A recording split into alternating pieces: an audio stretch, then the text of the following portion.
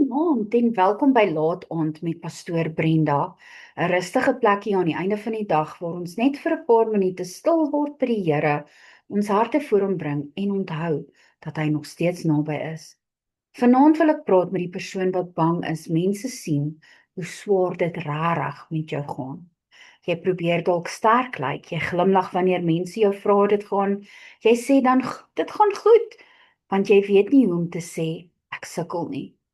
Jy gaan aan met jou dag, jy doen wat gedoen moet word, jy antwoord boodskappe, jy help ander mense, maar diep binne-in voel jy moeg en moedeloos. En miskien is jy bang dat iemand dit gaan agterkom. Bang hulle gaan sien jy is nie okay soos jy lyk nie. Bang hulle gaan vra waarvoor jy nie antwoorde het nie. Bang hulle gaan jou oordeel en dink jy het nie genoeg geloof nie, of dink jy is swak. Maar ek wil vanaand vir jou sê, jy hoef nie voor God sterk te wees nie. Die Here ken reeds die waarheid. Hy weet hoe swaar dit regtig gaan.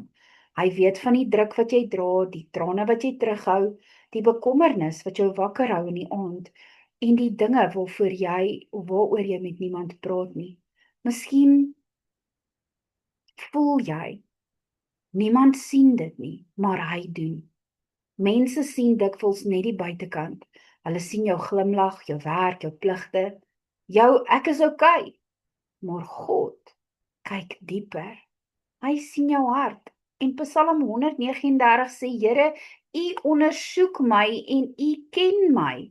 Dit beteken God ken nie net die mooi dele van jou lewe nie. Hy ken ook die dele wat jy mekaar voel.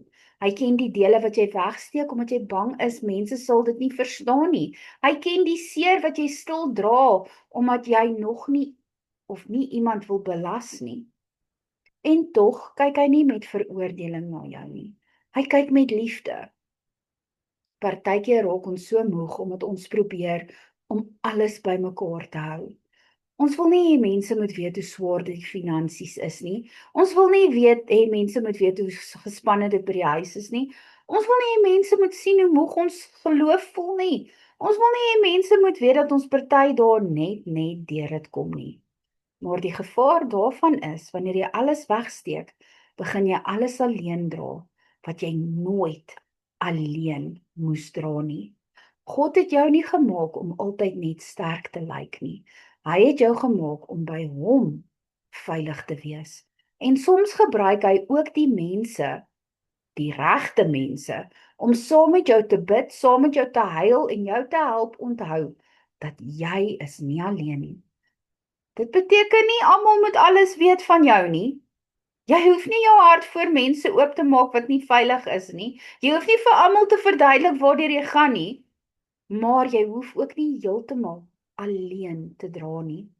Daar's 'n vers in 1 Petrus 5 vers 7 wat sê, werp al julle bekommernisse op hom, want hy sorg vir julle. Daardie woord al beteken nie net die bekommernisse wat klein genoeg voel om oor te bid nie. Nie net die dinge wat jy gemaklik voel om voor God te noem nie. Alles! Die skaamte, die vrees, die druk, die dinge wat jy bang is, mense moet sien. Die deel van jou wat moeg is om voor te gee. Ja, jy kan dit alles vir hom gee. En miskien lê jy vanaand wakker daar in jou bed en jy voel, Here, ek kan nie meer so aanhou nie. Dan hoef jy nie 'n lang gebed te hê nie. Jy kan net sê, Papa Vader, U sien hoe swaar dit regtig gaan, help my asseblief. Dit is genoeg. Jy hoef nie God te probeer beïndruk nie. Al wat jy hoef te doen, is om eerlik voor hom te kom. En ek wil jou ook herinner, om swaar te kry beteken nie jy het gefaal nie.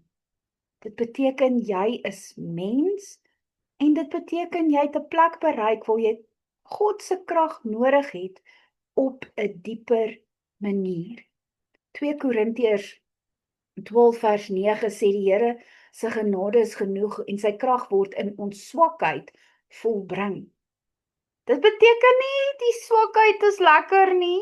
Dis nie maklik nie. Dit beteken God ontmoet jou daar. Hy kom nie net wanneer jy sterk staan nie.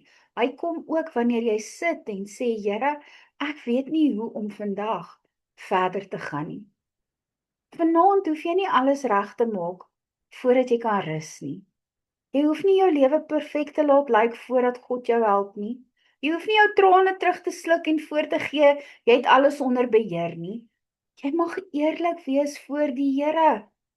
En dalk is die eerste stap vanaand net om in sy teenwoordigheid in te gaan en om vir hom te sê, Here, ek is moeg, ek is bang, ek sukkel, maar ek bring my hart na U toe. Die Here gaan jou nie wegstoot nie. Nee, hy gaan jou dra, hy gaan jou wysheid gee.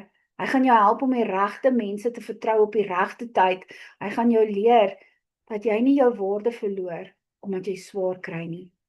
Jy is nog steeds sy kind, jy is nog steeds geliefd, jy is nog steeds gesien en jy is nie alleen in hierdie seisoen nie. Kom ons bid saam. Papa Vader, vanaand bid ek vir elke persoon wat bang is. Mense sien hoe swaar dit rarig met hulle gaan.